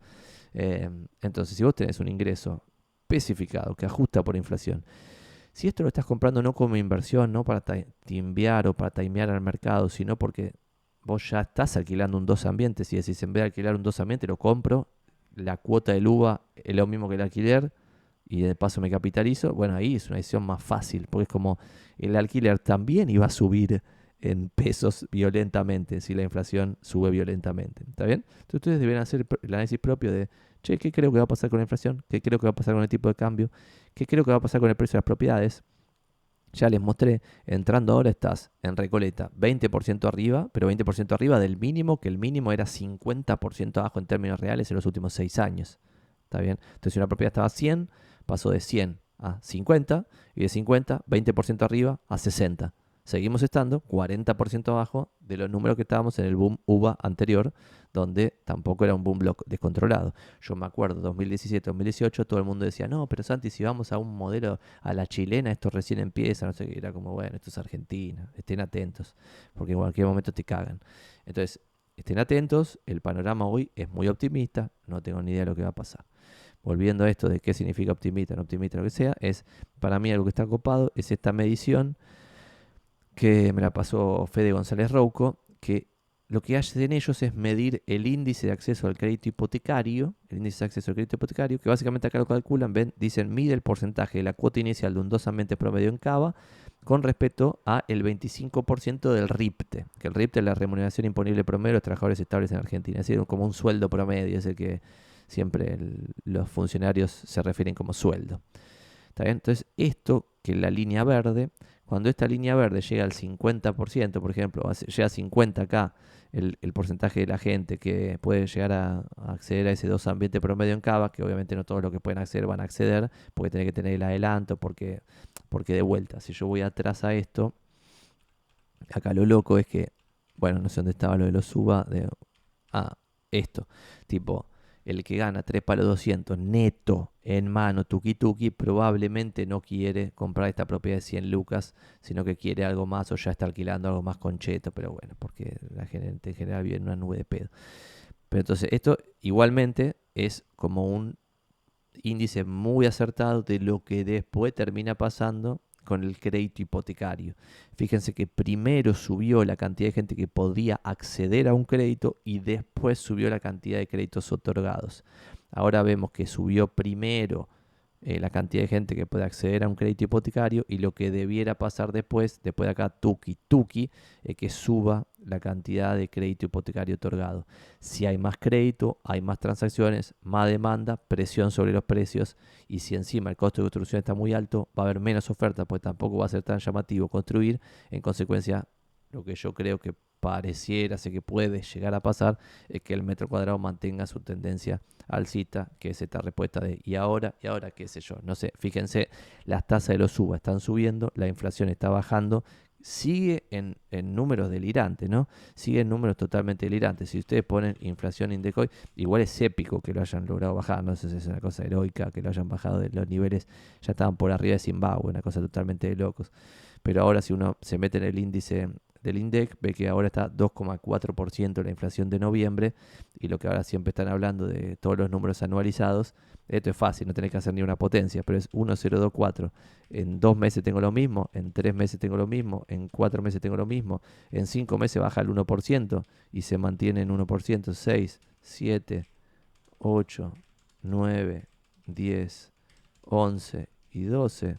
Si llega a pasar eso, tenés 20% de inflación. Y este escenario es ultra hiper optimista.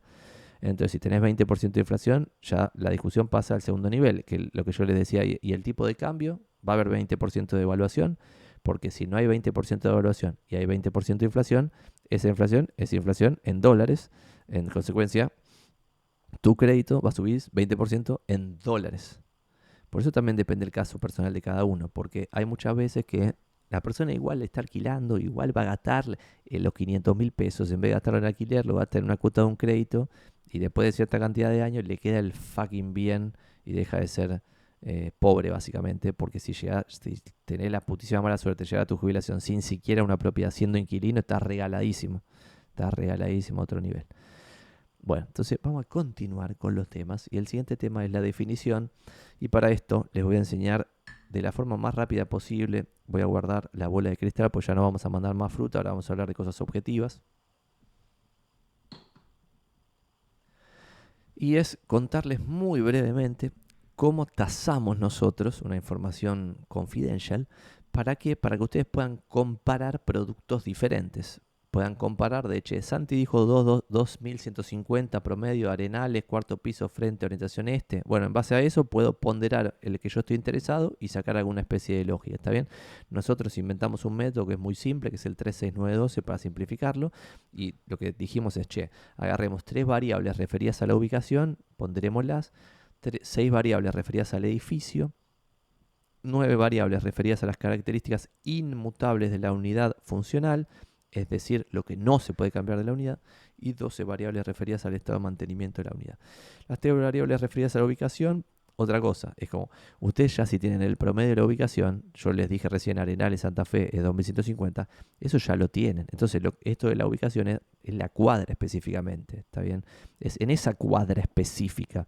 Vos tenés tipo una estación de bomberos que te tira abajo, una autopista que te tira abajo, un boliche que te tira abajo, un albergue transitorio que te tira abajo, trenes, funerarias, cosas que te tiran abajo, o tenés cosas que te tiran para arriba como un parque, una plaza, un club del otro lado, como el BAC, creo que el Belgrano Athletic tiene salida a casas particulares y departamentos, donde hay una casa que tiene una puertita al BAC en el fondo de su casa. Bueno, eso vale fortuna, ¿está bien? Punto número 2, y ese que tiene el acceso al BAC quizá está enfrente de otro que no tiene acceso, pues está en una cuadra separada. Y el que está del otro lado de la cuadra no puede mandar al pibito de 10 años solo al club que baje y abre la puerta, ¿está bien? Eso es lo que me refiero con ubicación.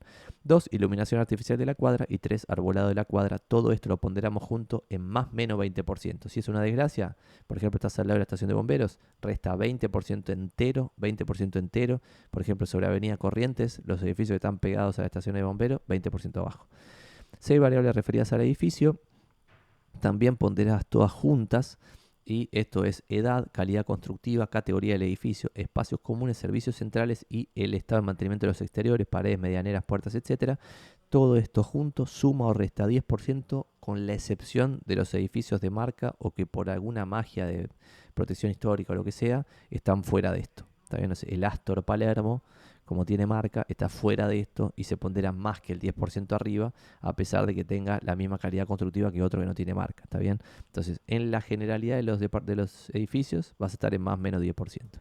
Y después tenemos que ir a las variables referidas a lo que no se puede cambiar, que acá cada una se pondera diferente, y esto se los voy a dejar acá en pantalla para que le hagan una capturita, y es la superficie cubierta se pondera en 1, ¿está bien?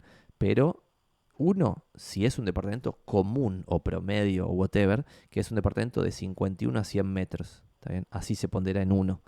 Después, si el departamento es muy chiquito, se pondera más alto. Es decir, si yo tengo un departamento de 52 metros y vi a cuánto se vendió y quiero saber cuánto vale uno de 30, bueno, este de 30 va a valer 10% más por metro cuadrado porque es más chiquito. Y lo contrario, más grande. Si tiene 151 metros en vez de 51, bueno, va a ponderarse 10% abajo. Y como ven acá, si el departamento tiene más de 250 metros, se pondera 20% abajo. Esta pregunta me la hacen siempre en los comentarios, la de cómo se ponderan los descubiertos, semicubiertos y qué sé yo. Se ponderan por default en 0,50 las galerías y lavaderos semicubiertos, en 0,33 los descubiertos de balcones y en 0,20 los descubiertos de patios con algunas excepciones. ¿Cuáles son las excepciones de esto?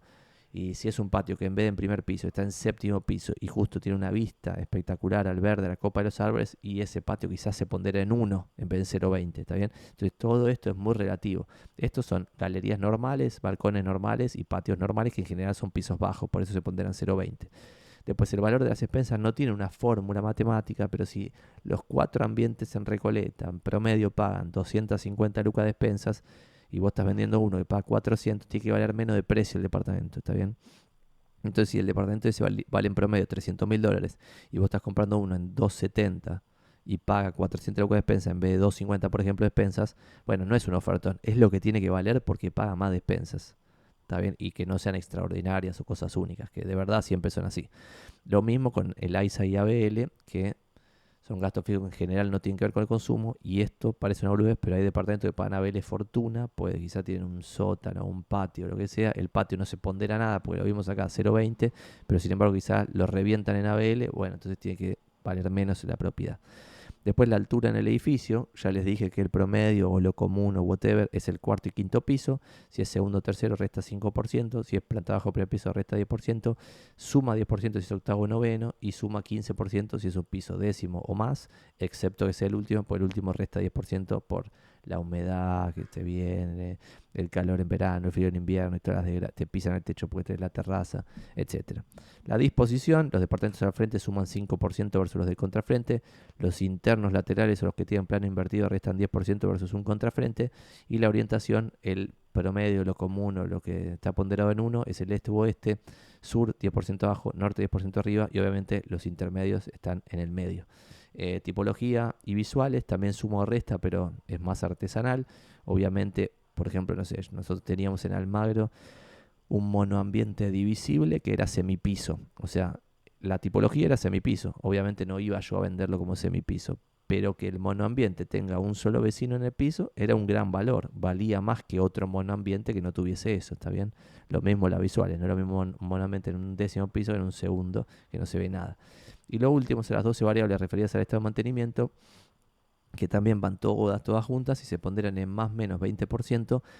En consecuencia, un departamento que tiene detonada la cocina, los baños, las paredes, los pisos, los placares, las instalaciones de agua, gas y electricidad están detonadas, no le funcionan los desagües y el sistema de calefacción es inexistente, como el de refrigeración y el de ventilación, este va a estar en 0,80 ponderado. Y si yo refacciono todo esto, va a estar en 1,20. Por eso la lógica básica de un fix and flip es, che, si yo compro en 200, tengo que salir 50% arriba, en 300. Compro en 200, vendo en 300. Compro en 400, vendo en 600. Esa es la lógica básica de un fix and flip que se basa en esto. En, che, ponderado, todo detonado, 20% abajo. Todo lindo, 20% arriba. Por lo tanto, 1.20 sobre 0.80 es 50% más. ¿Está bien? ¿Por qué puse eso de definición? Porque ustedes antes de buscar en los portales inmobiliarios tendrían que tener bien en claro qué joras que están buscando. El error clásico de todo el mundo es buscar en muchos barrios productos bien diferentes. Entonces después se empiezan a comparar peras con manzanas de, che, este departamento lo vi a tal precio, no sé, a 100 lucas me puedo comprar este 3 ambiente copadísimo en Villa Crespo o este 2 ambiente de Garcha en Palermo. Y sí, porque estás comparando peras con manzanas. Por eso para mí hay que definir bien una zona, y la zona ni siquiera es un barrio, es un subbarrio. Es decir, che, voy a comprar en Recoleta, al norte de French, al sur de Las Heras, entre Pueyrredón y Callao. En ese cuadrante voy a comprar un 4 ambientes en un edificio medio Pelardi, que tenga linda vista, linda circulación de aire, que esté detonado pero que se pueda refaccionar y quede bien, que tenga despensa razonable y no sé qué. Salen en búsqueda de eso, y cuando tienen definido eso, que ya saben cuánto vale porque usan nuestro informe, los de Zonaprop, del index de Zonaprop, tienen un poco de información en el cerebro, y ahí ya van a poder buscar en portales como la gente. Y ahí vamos a ir a 2, 3 cosas. Esto creo que quedó desactualizado. Es más, quedó muy... esto lo copié de una presentación vieja. La tristeza es total. Pero vamos a actualizarlo juntos, porque de paso se los muestro cómo se hace. Pero, por ejemplo, si ustedes entran ahora en Zonaprop y ponen comprar Capital Federal acá en el buscador, le dan buscar, y por otro lado abrimos una ventanita de Colegio Escribanos para llegar a otro dato. Ponen ver resultados en Zonaprop. Acá les sale todo, solamente los departamentos, destildan departamentos y llegan que ahora mismo en Zonaprop hay 104.000 propiedades en venta, ¿está bien? Entonces ponen acá 104.000 propiedades en venta. Esto es lo que hay en venta. Por otro lado, si se fijan cuánto se vende, tienen que ir al Colegio Escribano de Cava, que también es un proxy de cuánto se vende en realidad, porque si hay boletos no van a estar acá, si hay sesiones de derecho no van a estar acá. Puede haber una escritura de un boleto anterior, por lo tanto va a estar acá, pero no corresponde, no importa, es un proxy. Este número era 3.000 y ahora es 6.000 más o menos. 5.700 en el último mes. Entonces, no voy a poner promedio de los últimos meses, sino que el último mes fueron 5.755. ¿Está bien? Ahí lo actualizamos. En consecuencia, si uno pone acá, se venden 5.755 sobre 104.021, por 100 se vende el 5,53% de lo que está publicado.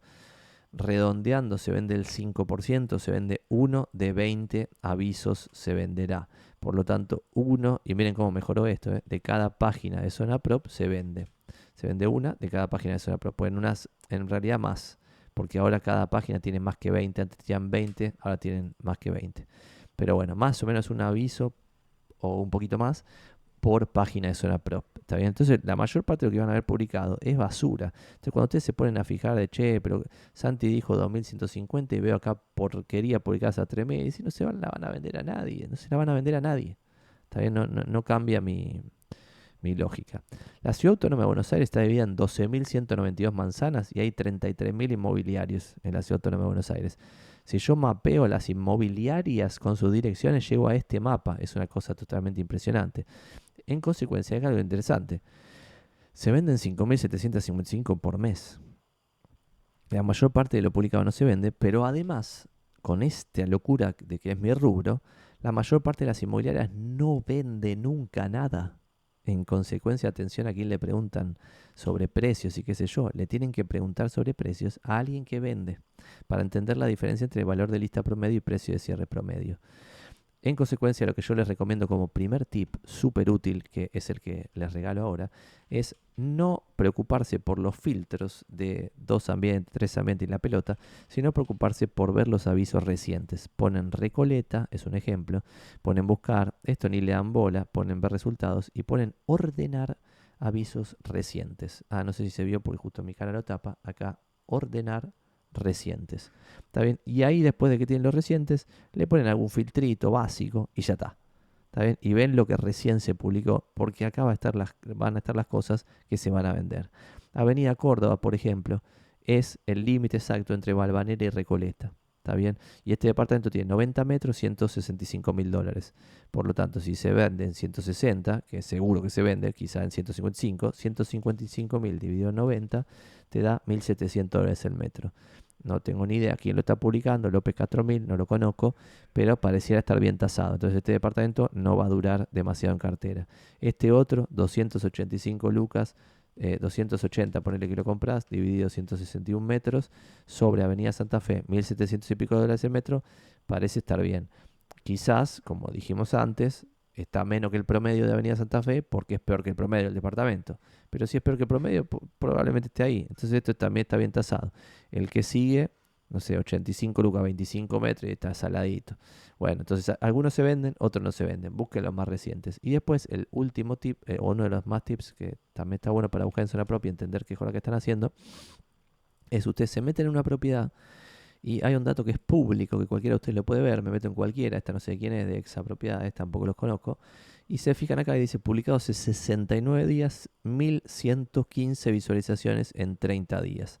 Entonces acá ustedes hacen 1115 dividido 30, les da 37 visualizaciones por día este aviso, ¿no? ¿Y qué significa Santi 37? ¿Y cómo lo evalúan? Con esto que les estoy mostrando en pantalla, ¿no? Entonces tienen la cuentita, les dio 37. ¿En dónde entra 37? En esta categoría de propiedades reservadas entre 8 y 30 días. Entonces, a partir de ahora yo veo que esa propiedad en un mes se reserva y se va y no está más en cartera de nadie. ¿Está bien? Si yo hubiera visto esta propiedad en 60 y pico de visitas por día, te diría que se va a reservar la primera semana. Cosa que ya no pasó porque había estado un montón de tiempo publicada. Pero ahí hay algo también interesante. Una propiedad puede estar publicada hace 180 días a 97 y después baja a 77 y ahí se vende. ¿Está bien? Entonces, lo que importa es ese último valor de lista que generó demanda.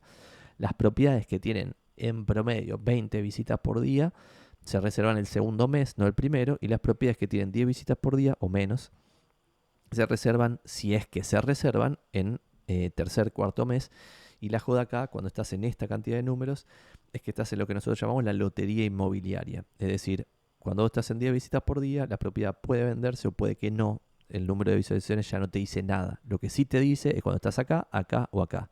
Si vos entras a una propiedad que se publicó ayer y tiene 400 visitas, se va a reservar y se va a reservar muy cerca del valor de lista. ¿Por qué? Porque la negociación promedio de lo reservado la primera semana es del 2%. La negociación promedio de lo reservado entre 8 y 30 días es el 5%. La negociación promedio de lo reservado después, ahí en adelante, el segundo mes, el 7%, y la negociación promedio de lo reservado el tercer y cuarto mes es el 8%. ¿Está bien? E inclusive las inmobiliarias buenas no rotan todas las propiedades. ¿Está bien? Hasta nosotros, que tenemos acá inmobiliarias que son muy buenas, muchos no rotan gran cantidad de propiedades. ¿Está bien? Hasta ahí, entonces, tienen algunos datitos de zona prop, de decir, che, solo veamos lo reciente, fijémonos las visualizaciones, cómo evalúo las visualizaciones con el tip que les acabo de decir. Si ven que la propiedad tiene 60 visitas por día, no se hagan los reyes de la negociación tratando de reventarlo y pedirle 20% abajo, pues se la van a vender a otro, campeones, entonces no tiene sentido. Y si por otro lado ven que la propiedad tiene 8 visitas por día, negocien violentamente, 25% abajo de la primera oferta, porque saben que no hay ningún otro interesado en absoluto. ¿Está bien? Punto número 5, y ahora ya los temas son un poco más rápidos, así que vamos a ir avanzando, ya vamos a ir dándole fin a esto. Punto número 5 es, ¿qué tips les puedo dar para programar visitas? Que se eviten perder el tiempo, ¿está bien? Y hagan las preguntas que les van a servir para rechazar propiedades que después, si se enteran de esto después, ya no lo van a querer comprar igual. Entonces, ¿para qué verlo? Y perder tiempo, 2 horas, 1 hora de viaje, 15 minutos viendo la propiedad, 1 hora de vuelta, una pelotudez total. Entonces, lo que debieran o pueden preguntar es, che, la propiedad está bien de papeles, y dejan hablar a la otra parte para que les cuente. ¿Está bien? Ahí ya si le responde mal, se van a dar cuenta que el otro no sabe nada, pero al menos aprenden eso. Después 2, ¿se encuentra lista para escriturar o hay algún trámite pendiente de resolución? Es más o menos parecido a la primera, pero de forma diferente. Che, ¿hay una sucesión? Y si hay sucesión, ¿en qué estado de avance se encuentra el trámite? ¿Ya es por trato de habilidad o la venta? Listo, preguntan esto. Y van sabiendo. El que vende para reubicarse, porque si vende para reubicarse están medio al horno ustedes, pues van a ir metidos en una operación encadenada. Si ustedes tienen crédito hipotecario y el que se reloca saca otro crédito y están metidos en una encadenada de 3 partes con 2 créditos, y hay un riesgo de que se caiga relativamente alto. 5. ¿Hay inquilinos? ¿Es último piso? Porque quizás ustedes ya en la definición que vimos en uno de los puntos anteriores, definieron que quieren entre el cuarto piso y el anteúltimo.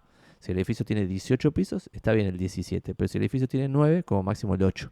Entonces, listo, le preguntan si es último piso y la descartan si es último piso, ¿está bien? ¿Cuál fue la última despensa? Tipo, che, ya pusimos el tope de hasta 300 lucas de despensas, pagamos. Si te responde 4.50 y te gusta el departamento, igual queda descartado.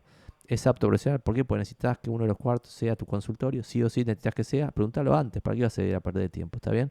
Entonces ahí ya llegás con la propiedad filtrada, zarpado, porque primero definiste bien la búsqueda, no estuviste perdiendo el tiempo en Zona Prop buscando boludeces. Segundo, en Zona Prop te focalizaste en lo que se va a vender, porque sabes que se va a vender por los tips que te dije.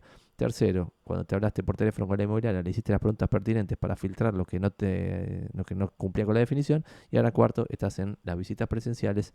Y acá, para mí, ustedes debieran tener como compradores un checklist, que es lo que yo hago cuando soy comprador, con cosas para hacer o para averiguar o para anotar. ¿Está bien? Que pueden ser, esto es un ejemplo, un checklist podría ser, uno, hablar con el encargado y preguntarle lo básico. Yo siempre pregunto, che, ¿qué onda este edificio? Y lo dejas hablar.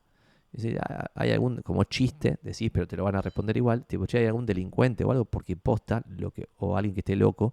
Esos son los deal breakers que no te vas a enterar, que tendrías que averiguar antes de comprar. Es, che, si estás comprando algo donde abajo hay una persona que tiene un problema psiquiátrico grave, no debieras comprarlo, ya está. Si abajo vive un narco y el encargado lo sabe, no debieras comprarlo, ¿está bien? Entonces, hablar con el encargado quizás te dice lo del paciente psiquiátrico, pero no lo del narco, entonces también tienes que hablar con algún vecino o algún comerciante que esté al lado y te va a decir las cosas, porque no tiene nada que, no le molesta decirte eso. 3. Mantenimiento general del edificio. Por ejemplo, acá yo había puesto subir, bajar por las escaleras, como, che, asegurarse de que si subimos por ascensor, bajamos por las escaleras para ver el edificio. Por otro lado, no sé, tablero eléctrico, humedades, ventilación de los baños, baño ciego vale menos, entonces es como, che, yo acepto baño ciego, pero si de los dos baños los dos son ciegos, pretendo pagar menos o lo que sea. Estado de mantenimiento de la unidad, espacio guardado, cantidad de unidades funcionales por piso, que quizás tenés para ir privado y no te das cuenta de que quizás es una pajarera, pero que tiene 4 ascensores, entonces cada uno tiene su palier privado y es una pajarera igual, o quizás no te termina de quedar claro, pues es muy grande pasillo, qué sé yo, whatever. Metros cuadrados reales versus metro cuadrado por escritura, para ver si hay algo que no es consistente, cómo es el sistema de calefacción, a veces no queda claro, porque ves unos radiadores y ya no andan los radiadores. Y cuando le preguntás, decís, ¿y cómo se calefacciona esto? No, con una secosol ya está, estás al horno, o sea, vas a gastar fortuna. Tipo, entonces hay que preguntarlo. Quizá lo compras igual, está todo bien, pero hay que preguntarlo. 12. Reglamento de copropiedad. Tenerlo y leerlo, al igual que el plano de subdivisión y mensura. Hay cosas bizarras, por ejemplo, en el reglamento. Nosotros teníamos una propiedad una vez que hicimos una cagada. No habíamos leído el reglamento. Esto tampoco se los cuenta a nadie, porque mirá si va a haber alguien haciendo un video diciendo las cagadas que hizo. Nadie. Bueno, teníamos un reglamento de copropiedad, que el reglamento era un PH sobre Alberdi, que es la continuación de Independencia en Capital Federal, que en esa parte se está ensanchando la avenida. Y el reglamento decía que las unidades, ponerle 2, 3 y 4, podían ser expropiadas por el gobierno en cualquier momento. Literal decía eso. Entonces, eso nosotros tendríamos que haberlo leído, el reglamento. Teníamos el reglamento y por suerte se lo dimos al cliente y por suerte el cliente lo leyó, pero podríamos no haberlo leído. Hubiera sido una falla profesional zarpada. Bueno, ¿qué es lo que pasó? Tipo, fuimos culpables de eso. Entonces acá, con lo del reglamento, ustedes debieran leerlo, aunque les resulte una paja, porque en general no pasa nada, pero a veces hay bizarradas como esto. O por ejemplo, hay unidades funcionales que no son aptas vivienda. Entonces vos te parece que es un departamento de vivienda, lees el reglamento y está prohibido vivienda en esa unidad funcional. No en el edificio, en esa unidad funcional. Entonces, si lo vas a comprar, al menos tenés que negociar el precio. 13. Plano de subdivisión y mensura, lo mismo para encontrar cosas bizarras. 14. Liquidación completa de despensas, también para encontrar cosas bizarras. Y 15. Construcción potencial en lotes vecinos. Esto lo tenía yo, pero ustedes pueden tener su propio checklist. Si al lado había una casa baja, me fijaba, che, es protección histórica, por lo tanto no la van a demoler nunca. Y si no, ¿qué onda? ¿Son 8 unidades funcionales en PH? ¿No lo venden ni en pedo? ¿O son 2 PH que se van a poner de acuerdo y lo van a vender tarde o temprano? Bueno, para saberlo nada más. ¿Está bien? Entonces, esto es, che, visitas presenciales, armen su propio checklist. Yo en mi propio checklist, cuando yo hice la última compra, habíamos puesto, che, una de las cosas era entrar en el ascensor. Tipo, somos 4, queremos entrar en el fucking ascensor en una sola vuelta. No quiero subir en 2 vueltas y bajar en 2 vueltas a mi propio departamento. Entonces, como el ascensor puede ser pequeño, está todo bien. Si es pequeño, está todo bien. Pero tenemos que entrar a los 4. O sea, eso era la parte del checklist. Em, Otra era la cantidad de unidades funcionales, que no sea totalmente delirante. Otra era dónde estaban las ventanas para poder hacer ventanas más grandes en la obra. Bueno, 2 o 3 cosas que eran interesantes y era un checklist personalizado. Yo les recomiendo hacer su propio checklist personalizado, así hacen más objetiva a la visita presencial. ¿Por qué les digo esto? Porque yo en los cursos que doy para inmobiliarios, lo que digo es lo contrario. Es, che, nosotros como inmobiliarios tenemos que hacer a la visita súper subjetiva. Te tengo que recibir con una musiquita copada, invitarte a algo de comer, pararme en el mejor lugar del departamento para que vos me vengas a buscar y me hagas preguntas en el mejor lugar del departamento y pararme de tal manera que vos seas el que está viendo la vista zarpada que tiene la terraza y yo me la estoy perdiendo porque estoy de espalda a la vista zarpada de la terraza respondiéndote las cosas, pero de esa forma genero que después cuando vos te vayas te quedes con la imagen de, cha, está re buena la terraza. Era zarpada, porque tuviste media hora hablando en la terraza viendo la vista. Entonces, ese es el laburo que debiera hacer un buen inmobiliario. Vos debieras tratar de objetivizar, hacer más objetivo el proceso. Es decir, ir con el checklist, que es lo que yo trataba de hacer. Voy con el checklist. Después, igual sos un humano, que igual, si uno te gustó, vas a tender a elegir el que más te gustó. Pero al menos si tenés un checklist, che, no, esto era deal breaker. ¿Cedemos esto que era deal breaker o no lo cedemos? Bueno, al menos lo vas a saber por eso que les acabo de decir. 7, reserva. Y acá esto ya se está controlando. Entonces metí muchos temas en un mismo video. Voy a tomar un poquito de té y continuamos.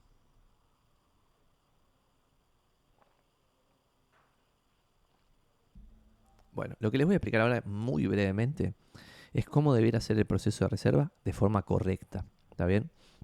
El proceso de reserva de forma correcta es, ustedes reservan una propiedad con $1.000, $2.000, algo así, un monto bajo que tenga algún sentido con el precio de la propiedad. Si la propiedad vale $1.000.000, no van a dejar 1.000, van a dejar mínimo 10.000, pero tampoco un delirio total, es una reserva, una oferta de compra, ¿está bien? Y en la reserva ustedes ofrecen precio y un montón de otras variables de negociación que en breve las vamos a ver. Y entre la reserva y la aceptación de esa reserva se tiene que dar toda la negociación completa. Ven que acá dice negociación. Esta negociación puede tener un final desgraciado, se rechaza la oferta, te devuelven la guita, se terminó, fin, vas a ver otra propiedad, y la negociación puede tener un final alegre. Se acepta la reserva y al aceptarse la reserva tenés que reforzar esa reserva, es decir, tenés que dar un monto que en general ronda el 4 o 5% del precio de la propiedad. Si habías dejado $1.000 y la propiedad vale 100.000, pones 5.000, estás en 6.000 entre reserva y refuerzo y listo. ¿Está bien? Se refuerza la propiedad. Acá podría darse la desgracia, que no tendría sentido porque la negociación está acá. Pero de vuelta, vos reservaste $1.000. Se negoció, te aceptaron todo, listo, aceptado los $1.000. Si el vendedor se arrepiente, tiene que devolver 1.000 más 1.000. Acá, como no te aceptó, te devuelve los mismos 1.000 que pusiste. Después de esta aceptación, vos vas a hacer refuerzo y quizá le pasó algo al propietario que cambió su situación personal y ahora quiere rechazártelo. Te tiene que devolver los 1.000 más 1.000 de la reserva, porque eso era lo que estaba firme, pero sin embargo este refuerzo todavía no estaba firme, o sea, estas 5 lucas no te las habían aceptado todavía. Entonces te pueden rechazar y te vuelven las 5 que vos pusiste sin multa, ¿está bien? Solo la multa de la reserva. Pero lo más común es que el refuerzo se acepte y ahí vas a un boleto, una sesión de derechos y después a una escritura o directamente a una escritura, ¿está bien? Esto, de vuelta, le hacen print screen, lo estudian y saben que toda la fucking negociación, que es lo que vamos a hablar ahora, tiene que darse entre la reserva y el refuerzo. Y esto a nosotros también nos pasa mal, también seguimos pifiando en esto, y es que nos quedan cosas abiertas. Por ejemplo, en la reserva se pone, el lugar de escrituración lo pondrá la parte compradora, bueno, o la parte vendedora. O los gastos de escrituración son por usos y costumbres, o la escribanía la designa la parte compradora. El lugar en general lo pone la parte vendedora y la escribanía la parte compradora. En general, eso es el uso y costumbre, pero podría ponerse cualquier cosa. ¿Está bien? Es como, por ejemplo, el ITI es un impuesto que ya no existe más, pero existía el ITI y grababa a la parte vendedora y a veces se lo encajaban a la parte compradora porque es parte de la negociación. ¿Está bien? Es como si fuese parte del precio. Entonces, todo tendría que ser negociado en esta etapa. ¿Por qué? No tienen que quedar grises. Porque si vos acá, cuando haces el refuerzo y se aceptó el refuerzo dice que el lugar lo pone la parte vendedora y la escribanía lo pone la parte compradora y no dice quién es el escribano y tampoco dice dónde se escritura, van a volver a negociar acá, en este punto, que es una desgracia, porque allá está todo aceptado a este punto. Todo aceptado, pero no se sabe dónde se escritura.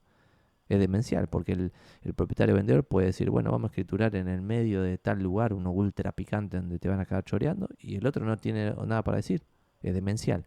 Otra cosa es la escribanía. Si no se sabe quién es el escribano, el propietario vendedor, que no eligió el escribano, no puede pedir una proforma de gastos para ver cuánto le va a salir hacer esa escritura. Es demencial. Esa proforma la tiene que pedir en el momento de la negociación. Si le parece cara la proforma, quizá dice, bueno, me parece caro, pero $500, si le podemos sacar $500 de precio más, lo hago igual. Está bien, listo. Es parte de la negociación. Pero lo que nos pasa siempre a todos los inmobiliarios es que se negocia mal y después acá se vuelve a negociar cosas que quedaron en gris y se terminan generando problemas totalmente innecesarios. ¿Qué es lo que se negocia? Y acá de vuelta son unas imágenes para que le hagan captura. Si ustedes son el comprador, este documento les va a servir, que dice que acordar con la parte vendedora de una propiedad. Bueno, uno, tipo de operación. Parece una boludez total, que decís, como tipo de operación, Santi, es una compraventa, obviamente. No, bueno, tipo de operación puede tener alguna otra cosa. Por ejemplo, un comodato. Yo he dado muchas veces y he aceptado. De decir, che, no, te lo venden, pero necesita 2 meses porque se va a mudar a no sé dónde, al interior del país, todavía le quedó otra cosa pendiente. No pasa nada, le doy un comodato 2 meses, alegría, todo bien. O puede ir con un contrato de alquiler también, un tipo de operación compraventa con el alquiler el mismo día, todos juntos, qué sé yo. Después el monto de la oferta, lo que todos piensan que es lo único que se negocia, obviamente, la guita. Moneda de pago, en dólares, en pesos, en lo que sea. Forma de pago, cómo se va a pagar. $1.000 en la reserva, 5.000 en el refuerzo, sin boleto, vamos derecho a escritura, o hacemos 50 lucas en un boleto, 50 lucas en una escritura. Yo siempre desrecomiendo el boleto. A ustedes como compradores no les conviene ir a boleto. Los inmobiliarios van a querer mandarlos a boleto para cobrar su comisión, pero no les conviene ir a boleto. Les conviene ir a escritura directa. Después gasto de escrituración, de vuelta, sin proforma de gasto de las escribanías. Es decir, la designación de escribano es clave para poder saber cuánto va a cobrar de honorarios, que eso igual lo paga el comprador, pero también cuánto van a terminar haciendo los gastos de escrituración concretamente. Que ustedes si le hacen captura acá, figura bien todo. Fechas tentativas, es decir, entre tal fecha y tal fecha se va a hacer tal cosa, entre tal fecha y tal fecha se va a hacer tal otra, entre tal fecha y tal fecha otra. Es importante el estudio de títulos, quién lo paga, cómo se hace, qué sé yo, el impuesto de sellos, la posesión cuándo se va a dar, si hay boleto, por ejemplo, quizás pueden hacer el boleto con posesión o sin posesión, y el inventario, sea lo que sea que haya de inventario, ver qué queda, qué no queda, qué sé yo, y ahí está bueno en las reservas hacer que nosotros a veces lo hacemos un anexo con fotos que diga, che, quedan tales cosas y que en las fotos estén todas las cosas que quedan, así después no se arma ningún problema en el futuro. Y por otro lado, acá voy a achicar mi carita para que puedan hacer una captura nivel Dios de esto que creo que está un poquito desactualizado. Sí, está desactualizado porque todavía figura el... Ah, no, está desactualizado. No sé si... No, está bien me parece. Está el impuesto... Ah, no, sí, está desactualizado porque sigue figurando el ITI. Pero bueno, le sacan el ITI que ya se derogó alegremente y les queda perfecto. Estos son los gastos a la hora de comprar. Van a tener aproximadamente, los repaso muy por arriba, ustedes después le hacen una captura a esto, aproximadamente 4% de comisión inmobiliaria, de impuestos de sellos, van a tener una alícuota de aproximadamente, depende, esto está puesto capital federal, en cada lugar es diferente, por ejemplo acá fíjense provincia, cuando se hizo esto era 2% de provincia, 3,5% en capital, por usos y costumbres el impuesto de sello en todos lados se paga mitad y mitad. Gasto de escrituración, acá dice, según el nuevo Código Civil y Comercial, la parte vendedora ha de abonar los gastos preescriturarios y la parte compradora, los gastos postescriturarios, rondan aproximadamente entre el 0,5 y el 1% para cada una de las partes. Los honorarios de la escribanía, acá van a decir que lo paga la parte compradora. Después, tipo, si hay que constituir un fondo de reserva, por ejemplo, si la unidad es a estrenar, en general te cobran un 0,5 o algo así para constituir un fondo de reserva para el consorcio. Si hay una hipoteca hay un gastito extra, el ITI ya fue derogado, impuesto a la ganancia se paga sobre algunas propiedades, sacarlas de talla. Y también tengo un post que les puede servir. Estoy buscándolo y ya estamos terminando. No se me desesperen que... Ah, Medium era, sí. Bueno, acá tuki tuki. Les muestro esto. ¿Cuánto se paga de impuesto a las ganancias aseguradas en una compraventa inmobiliaria? Este post les puede llegar a servir, está bueno. Bueno, terminan de verlo y listo. Esto es todo, el mega resumen. Y cualquier pregunta que tengan, son bienvenidos los comentarios. Yo voy a tratar de responder todo porque quiero... Después hicimos muchos videos, no sé si vieron últimamente, para los que son más habitués de este canal, que veníamos haciendo últimamente todos videos de ultra hiper nicho hace como 4 meses. Todos estos, un mega curso resarpado para inmobiliarios con 12 clases, 12 Q&A, y después encima le metimos 6 videos zarpados de 1 hora y pico del Teatro Astros que estuvimos con un montón de inmobiliarios. Actriz, magia, descontrol, también se subieron. Y como ya se volvió tan de nicho súper cerrado, cada vez tenemos menos views, porque ya estamos en un nicho ultra pequeñito. Así que para los que no sean de ese nicho, aclaraciones finales que hago siempre, pero las repito. No le pregunten a su peluquero si necesitan un corte de pelo. Yo soy corredor inmobiliario. Si les hablo bien de las propiedades, quizás es porque estoy cegado, pues soy un peluquero recomendando cortes de pelo. Nada de lo que digo, dije o diré es un consejo de inversión. A pesar de que tengo matrícula para darles consejos, no lo voy a hacer. En el promedio se van los enanos, es decir, che, está $2.150 el metro promedio en cerca de Avenida Santa Fe en Recoleta, qué sé yo, pero esta frase es porque si un río promedio tiene de profundidad, un río tiene profundidad, 1 metro de profundidad, y vos no sabes nadar y te mandás, y bueno, quizá en algún lado tiene 3 metros de profundidad y te cagás ahogando. Así que guarda con los promedios.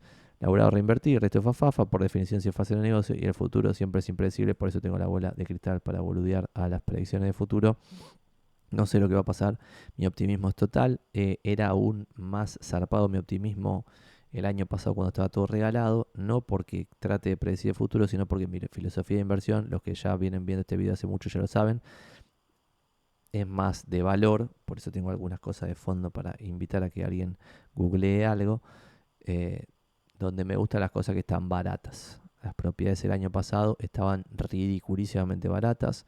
Hoy algunas cosas siguen estando ridículamente baratas y otras empiezan su ciclo de suba y de valores un poquito más coherentes que vamos a ver qué pasa.